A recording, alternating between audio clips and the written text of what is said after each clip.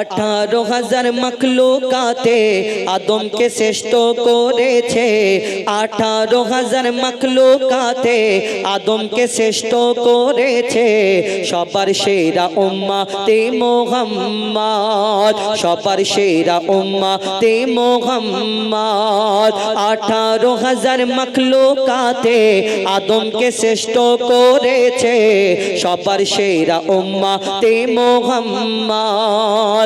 ঈসা নবী নবী হোগে কেন হতে চায় তার উম্মত। 18,000 মখলুকাতে আদমকে শ্রেষ্ঠ করেছে। সবার সেরা উম্মতে মুহাম্মদ। কি ঘটনা হয় শুনুন, লিখছে দেখুন। ঈসা নবী বসেছিল এক বড় পাথরের ধারে। আমার চেয়ে বেশি ইবাদত বলো না খোদাকে করে। পাথর থেকে আওয়াজ আসে, এক পাথর থেকে আওয়াজ আসে, কে যেন জিকির করে। কে আছে পাথরের ভিতরে?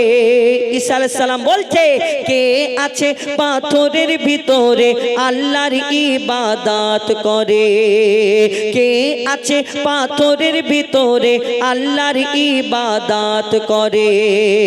আল্লাহ তখন আওয়াজ দিল আসমানের বুক ছিঁড়ে, ঈসা তোমার আশা বাড়ি মারো ওই পাথরে। সাথে সাথে পাথর ফেটে এলো এক বৃদ্ধ ইনসান। মুখে ভরা নূরে ভরা চেহারা তাহার, মুখে খোদার গুণগান। নূরে ভরা চেহারা তাহার, মুখে খোদার গুণগান। পাথরের ভিতরে কাটতো কি করে? ঈসা নবী বলছে, বিদ্যা এই পাথরের ভিতরে কাটতো কি করে? বলো না তোমার দিন রাত। 18,000 মখলুকাতে আদমকে শ্রেষ্ঠ করেছে। সবার সেরা উম্মতে মুহাম্মদ। ঈসা আলাইহিস সালাম প্রশ্ন করে, বলো এই পাথরের ভিতরে যেখানে একটা ঘরের মধ্যে একটা মানুষকে যদি বন্ধ করে দেওয়া হয় সে আর বাঁচে না, তুমি একটা পাথরের ভিতরে যার ভিতরে আলো বাতাস কিছু যায় না, তুমি কেমন করে নিঃশ্বাস নিলে, কেমন করে খেলে, কি করেছিলে এই পাথরের ভিতরে? 400 বছর তুমি যে পাথরের ভিতরে আছো। সেই বৃদ্ধাকে জিজ্ঞেস করে তুমি কতদিন আছো? সেই বৃদ্ধা সেদিন কি উত্তর দিয়েছিল কবি ছন্দের মাধ্যমে লিখছে দেখো।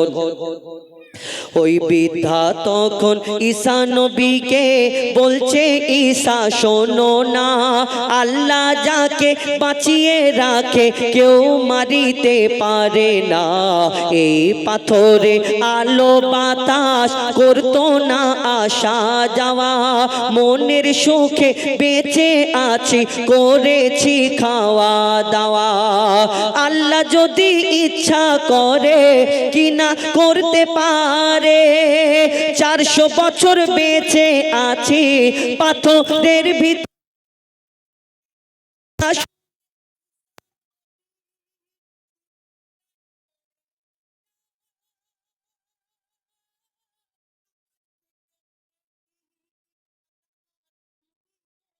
ও ভাই, আমার থেকে বেশি ইবাদত তুমি করেছো ভাই।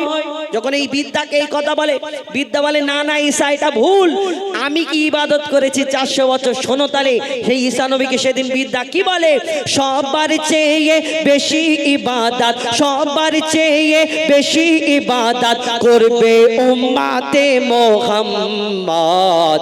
18,000 মখলুকাতে আদমকে শ্রেষ্ঠ করেছে। সবার সেরা উম্মতে মুহাম্মদ। ঈসা আলাইহিস সালাম কথা শোনার পরে চিন্তা করে এটা কেমন করে হয়, আমি তুমি 400 বছর ইবাদত করেছো, তাহলে তোমার পরে শোনো বিদ্যা বলে তোমার পরে একটা নবী আসবে যার নাম হবে মোহাম্মদ, তার উম্মতরা আমার থেকে তোমার থেকে বেশি ইবাদত করবে। তখন ঈসা আলাইহিস সালাম শোনার পরে আবার বুড়োকে প্রশ্ন করে, বুড়ো বলো তুমি এই দুনিয়াতে তোমার থেকে তুমি যে 400 বছর ইবাদত করেছো, তাহলে এই শেষ নবীর উম্মতরা কতদিন করে বাঁচবে, 1000 বছর 2000 বছর? তখন সেই বিদ্যা ঈসা নবীকে বলে, না ঈসা শোনো, এই দুনিয়াতে শেষ নবীর উম্মত যারা হবে 70 বছর 80 বছর 60 বছর বাঁচবে, 100 বছর বাঁচবে, কিন্তু তারা আমার থেকে তোমার থেকে বেশি ইবাদত করবে। তখন বিদ্যাকে আবার প্রশ্ন করে এটা কেমন করে হয় গো, এই আমরা তুমি 400 বছর ইবাদত করেছো আর তারা 60 বছরে 400 বছরের থেকে বেশি ইবাদতকারী হবে, এটা কেমন করে হয়? তখন সেই বৃদ্ধা তখন সেই ঈসা নবীকে বলে, শোনো উম্মতে মুহাম্মাদি যারা হবে তারা বোনাস পাবে, অফার পাবে। কেমন? কবি ছন্দের মাধ্যমে লিখছে, দেখো তোমার পরে আসবে দুনিয়ায় শেষ নবী মুহাম্মদ, সে তোমার পরে আসবে দুনিয়ায় শেষ নবী মুহাম্মদ, শাবে কাদার পাবে এক রাত, শাবে কাদার পাবে এক রাত মুহাম্মাদেরই উম্মত।